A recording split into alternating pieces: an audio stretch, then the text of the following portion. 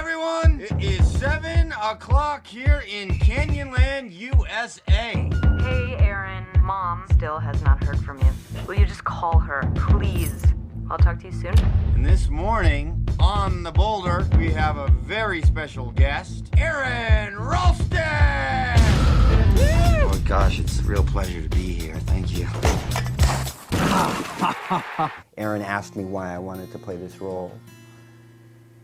And I still believe this, I love the way that it strips down this character and this person, that everything that is familiar in our day-to-day lives with other people, that we can get food from a restaurant or a store, just emotional dependence, everything that is familiar to us, and also just the daily activities that keep us from looking at ourselves, in a very intimate way. All of that is taken away, and it's a man alone.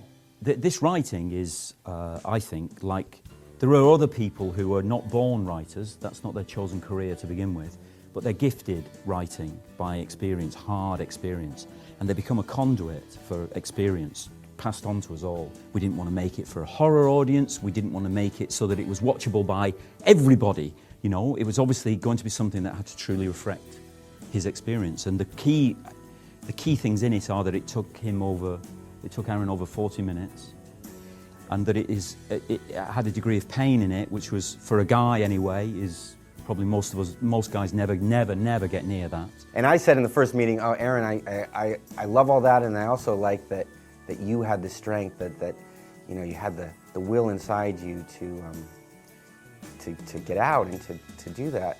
And Aron, I guess, corrected me a little bit, and I think Danny believes this as well, that it wasn't just himself, that one of the main things that gave him the strength to get out was his connection to the outside world and his friends and family. I just wanted to be with my loved ones. You heard James talk about this connection that I really tried to build with them through the lifeline of these video messages, and then just recalling memories. That it was what would put a smile on my face even as I faced my imminent death in the canyon. The whole film is very intense. I think that it balances both my own personal personality, my humor, a little bit of my confidence, maybe arrogance, the analytical nature, as well as a little wild around kind of the fringes there as well.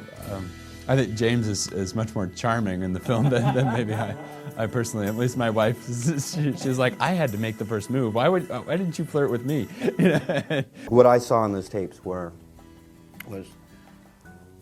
a guy with the knowledge that he was probably going to die, but the way he delivered the messages was with such dignity and really strength, knowing that.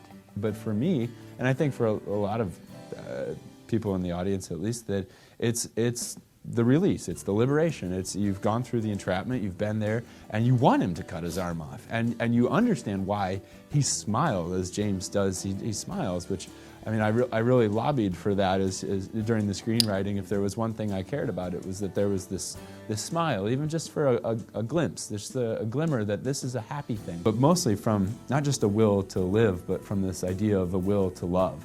That the reason I did all of that, everything that I went through, was to get back to my friends and my family. And I think that's inside of each and every one of us. One of the most common things that we hear is, I've never had a movie experience like that. It's because you're drawn into the character, and that's really speaks to the way that Simon and Danny structured the script, told the story through behavior, and then when the character does speak, it's as if he's speaking right to the audience. So you get incredibly close, like third person kind of delivery, and then almost first person, where he's talking to his friends and family, you never break the fourth wall, but it's as if Aron's talking right out to the audience. And so it's an incredibly intimate kind of thing, and that gives it that energy.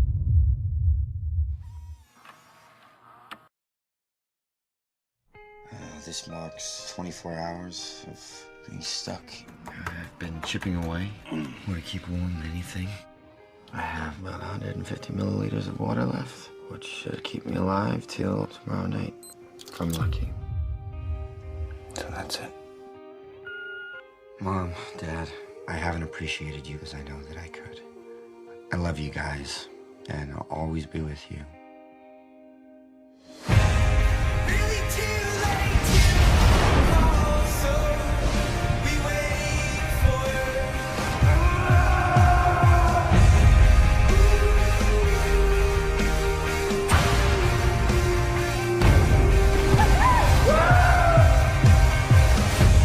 Don't give up. Aaron, do not give up.